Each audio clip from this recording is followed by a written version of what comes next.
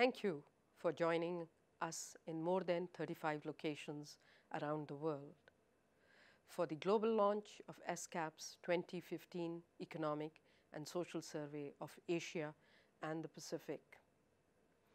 This year's survey underscores the urgent need for better quality and more inclusive growth to achieve sustainable development and shared prosperity. We introduce a new multidimensional index of inclusiveness and present an analysis of the challenges and opportunities facing our dynamic and diverse region. Let me first highlight key elements of the regional economic outlook and related policy recommendations before sharing some thoughts on the inclusive growth and associated new index. Asia-Pacific developing economies continue to fare well in comparison to the rest of the world, but structural weaknesses such as infrastructure shortages continue to constrain growth prospects.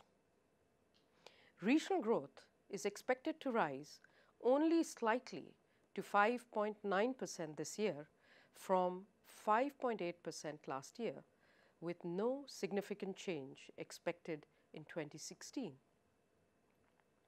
The fragile global economic recovery is not helping regional growth prospects. International oil prices, which trended downwards between June 2014 and March 2015 and could potentially have lifted growth in oil importing countries, have started to rise again.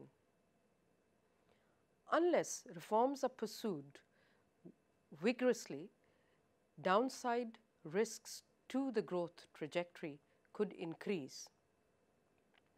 It is worth looking to a number of specific country cases. China's growth is moderating to a more sustainable level with important implications for intra-regional trade.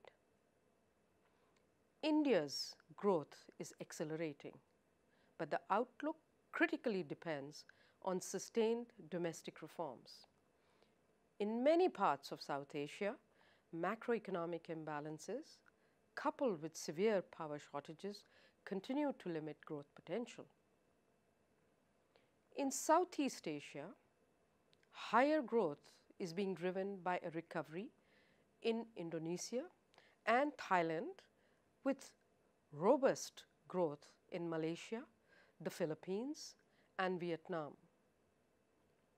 The medium-term outlook in these countries depends on how well skills shortages are addressed. In the Pacific, higher growth is being driven by Papua New Guinea's energy exports, but vulnerability to natural disasters remains a major challenge that can reverse economic and social gains with massive loss of life and livelihoods. As the recent earthquake in Nepal has so tragically reminded us. And lower global oil prices and geopolitical tensions have weighed on Russian economy with spillovers in Central Asia through trade and remittances impacting their growth as well. Asia-Pacific inflation is forecast to further decline in 2015 to 3.4% from 3.9% in 2014. This will be driven mainly by the dynamics of international oil prices going forwards. Present trends in inflation have led to interest rate cuts in many economies of the region. However, policymakers are advised to adopt a cautious and prudent monetary policy stance given an increase in the volatility of oil prices, which have since mid-March been rising. ESCAP is urging stronger macroeconomic management coupled with targeted macro-prudential policies to cope with volatility in capital flows expected from current and emerging monetary policy conditions in the advanced economies. We also advocate promoting quality of opportunity and boosting job creation through the development of small and medium-sized enterprises and rural industrialization, with a critical role of private sector in making growth more inclusive. The survey takes a fresh look to the extent of inclusive growth in our region. It introduces a multi-dimensional index of inclusiveness. The methodology involves applying a core set of 15 indicators of the economic, social, and environmental dimensions of development. The index assigns equal weighting to each variable to more comprehensively assess the degree of inclusive outcomes. It also allows comparative scoring of the multidimensional aspects of inclusiveness across different time periods and will assist policymakers to better review and monitor progress on inclusive growth.